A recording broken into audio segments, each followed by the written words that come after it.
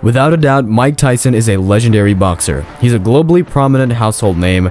Tyson has broken many records and accomplished incredible things throughout his astonishing career. On the other hand, Tyson's career was littered with outlandish antics that led to his being dubbed the baddest man on the planet. With his victory over Trevor Berbick, Tyson became the youngest heavyweight champion in history and the most feared man on earth for a whole generation. There was, however, one individual who challenged Iron Mike when he was at the height of his powers.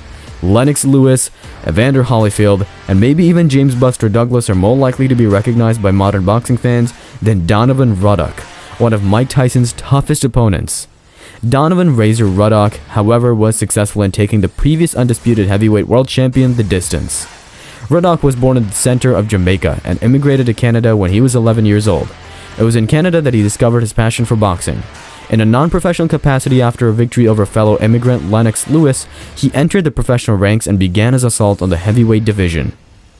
After surprising doctors, Razor overcame significant respiratory difficulties and began winning fights against some of the strongest fighters of the 1980s, eventually earning a shot at the world title. In 1989, however, Tyson pulled out of a bout with Douglas, citing illness as his excuse. The next year, Ruddock had established himself as an orthodox boxer with a reputation for a deadly left hook. The smash, a cross between a hook and an uppercut, was his most potent weapon, and he would hurl it to his opponent's skulls with unnatural speed and force to knock them out cold.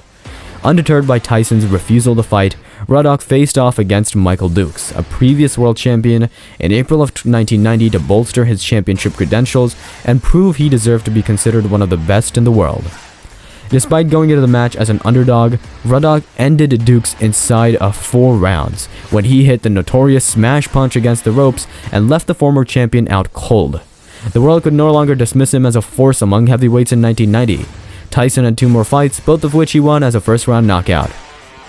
Defending his title against Ruddock was an option presented to Evander Holyfield.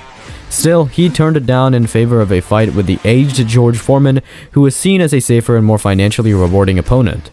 In December of 1990, with Tyson still smarting from his humiliation loss to Douglas in Tokyo, he and Ruddock, then the top and second-ranked heavyweights, respectively fought for the opportunity to face the winner of the Holyfield-Foreman battle.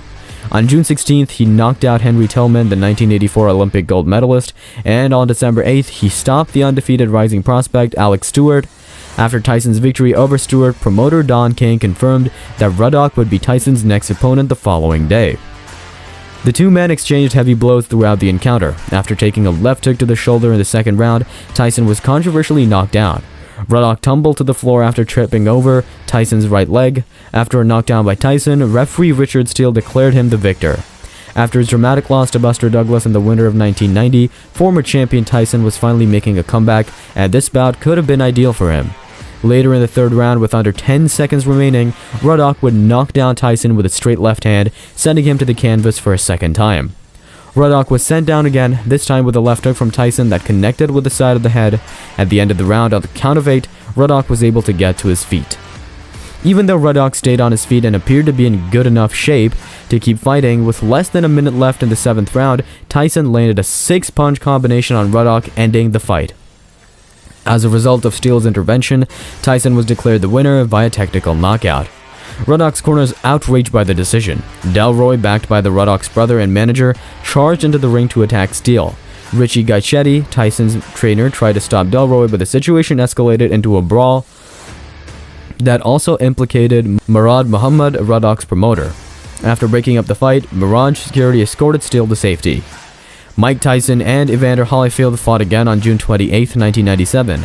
Since their initial battle in March was shrouded in controversy, this was their second fight of the year. This fight was held at Mirage in Paradise, Nevada, which also hosted the initial bout. It was another championship elimination bout set for 12 rounds, with the winner becoming the mandatory top challenger to Evander Holyfield's undisputed world championship title. With 16 seconds left in the first round, Tyson staggered Ruddock with a right hook to the side of the head, forcing him to hang on to Tyson to prevent further injury. After the bell, Tyson continued to throw punches at Ruddock, who countered with a tremendous right that narrowly missed Tyson. In the first few seconds of the round, Tyson landed a 3-punch combination on Ruddock. In round 2, Tyson maintained his assault on Ruddock, connecting with another strong right hand. After each round, referee Mills Lane reminded the two boxers that he would dock points for any punches delivered after the bell. Even though Ruddock was up against the ropes, Tyson managed to land a punch below the bolt, prompting Lane to break them up and warn the champion. Despite Lane's warning, Tyson immediately landed a powerful right overhand on Ruddock, sending him to the floor. Ruddock nearly instantly got back up, but Tyson unleashed a ferocious onslaught, hammering Ruddock with punches until exhaustion finally set in. Ruddock came back with a hard third round with around 30 seconds left in the round, but Tyson countered him with an uppercut and landed a right hook that again took Ruddock to the floor, but he immediately got back to his feet. Once again, hitting a low blow on Ruddock in round 4, Tyson was docked the first of 3 points. While Ruddock was docked a point in the 8th round for hitting Tyson after the bell, Tyson was penalized in the 9th and 10th rounds for landing another low punch, and for doing so after the bell had rung. In round 11, the two fighters exchanged low blows, but the Lane opted not to deduct points, warning the common by fighters extremely long and heavyweight. The risk here is enormous, taking these punches giving you some sight. Could it have been more of this in round 12? Tyson fought Ruddock aggressively to gain a knockout victory, but Ruddock could withstand Tyson's attack and survive the fight without any further knockdowns. In the end, all 3 judges scored the bout 113 to 109 for Tyson and 114 to 108 for Ruddock, with Ruddock's left eye swollen shut and his jaw shattered, while Tyson suffered a ruptured eardrum. Tyson's Nevada State Athletic Commission boxing license was withdrawn after his fight with Holyfield, and he was fined $3 million. It was reinstated in October 1998. Tyson's next opponent was Franz Body in a boxing match. Sporting newscaster Ross Salzberg interviewing Tyson a few days before the contest, asking him a variety of topics related to the bout. Here's what happened. Mike, Francois both a 6-1 underdog. Are there any concerns on your part? I don't know anything about that. I don't know nothing about numbers. I just know what I can do. How about kill this mother? The next fight for Mike Tyson was scheduled for October 23, 1999, and his opponent was Ollie Norris. In the opening round, Tyson jumped into the battle and landed many strong blows on his opponent. As the bell sounded to close the round, Tyson unleashed a left hand that knocked Norris out. He climbed to his feet and ran to his corner, costing Tyson 2 points. Norris did not return for the rematch second round. After he fell and injured his knee, he decided to phone a doctor to let him know he had to quit the battle. While the referee, doctor, and judges deliberated, Tyson attempted to enter Norris's corner. Still, he was stopped by the latter's team, at which point a number of security guards rushed into the ring. The referee called time on the bout and declared it a draw.